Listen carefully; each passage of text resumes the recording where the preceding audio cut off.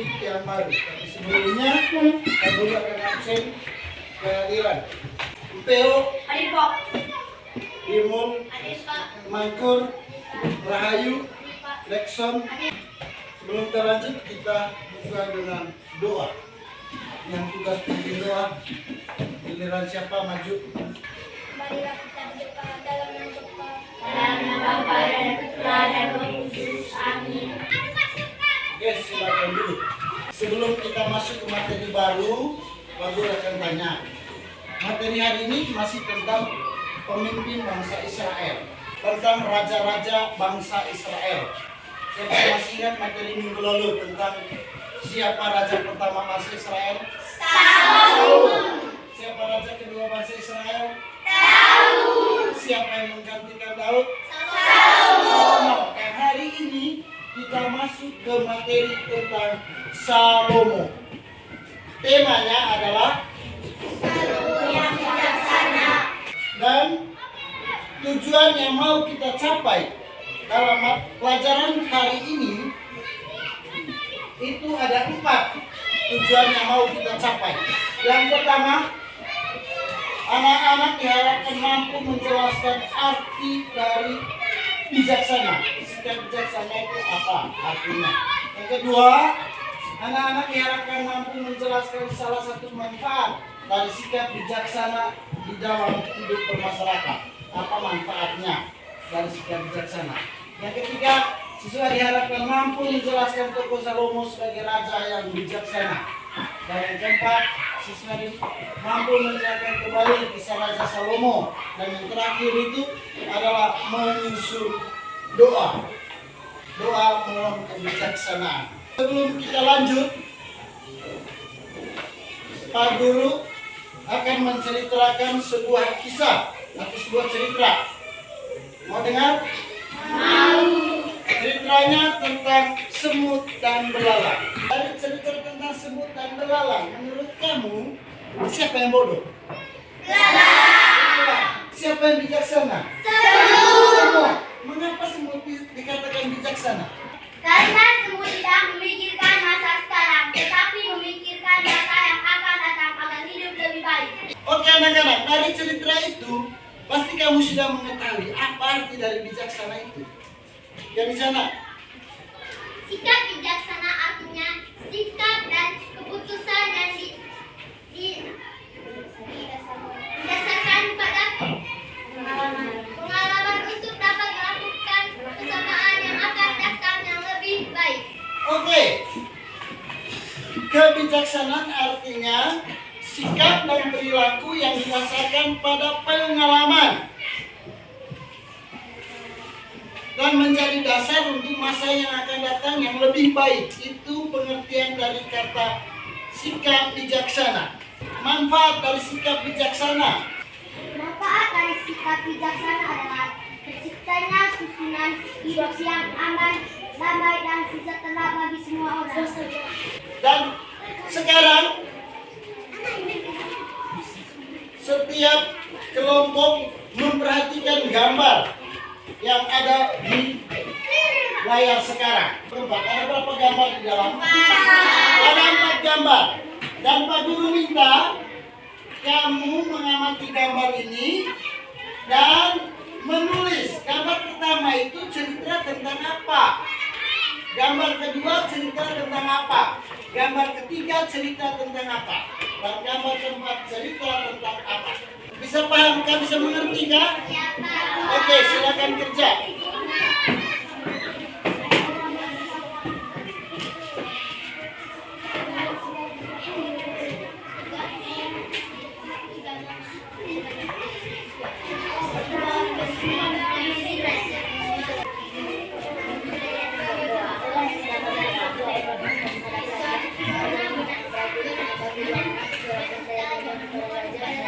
Satu orang saja yang tulis.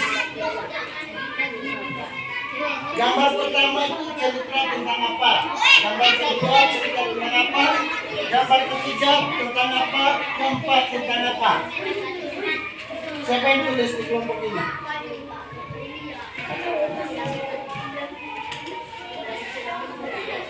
Di kelompok ini siapa yang tulis?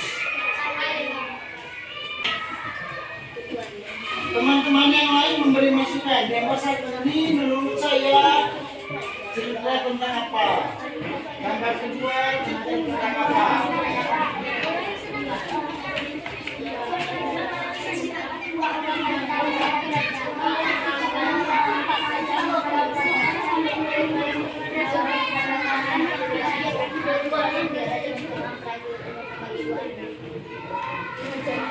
Kamu beritahu kepada yang tulis jawabannya. Gambar pertama itu tentang apa? Gambar kedua tentang apa? Bagaimana kelompok di sana? Sudah. Kelompok 3 sudah. Temanya ada 4 gambar. Kelompok 2 sudah? Sudah. Kelompok 1? Sudah. Oke. Dari kelompok 3 utusannya maju. Gambar keempat yang Pak Guru mau tanya, gambar keempat itu tentang apa? Ya kuat. Gambar keempat. Seorang wanita yang memohon kepada raja supaya anak dibiarkan hidup jangan dibagi dua. Gambar keempat ini ada seorang wanita yang tangannya memohon kepada raja. Benar atau tidak? Tepuk tangan untuk kelompok 3. Gambar nomor 1, kelompok 3 tentang apa? Orang yang sedang berdoa. Benar? Benar. Orang yang sedang berdoa, dia dalam posisi berdoa. Gambar ketiga. Raja memerintah prajurit untuk membagi dua anak. Raja meminta kepada prajurit untuk membagi 2 anak. Seperti yang kamu lihat itu, prajurit mengangkat bayi itu dan raja menyuruhnya untuk membagi 2. Dan gambar kedua tentang apa? Dua orang wanita menghadapi raja. 2 orang wanita menghadap raja dan ada bayi di kakinya, membawa bayi yang mereka perlu. Tepuk tangan untuk kelompok 2. Kelompok 3. Ya. Kelompok 1. Kelompok 1. Gambar pertama tentang apa? Orang yang sedang berdoa. Orang yang sedang berdoa. Kalau kamu berdoa pasti posisi seperti itu. Benar atau tidak?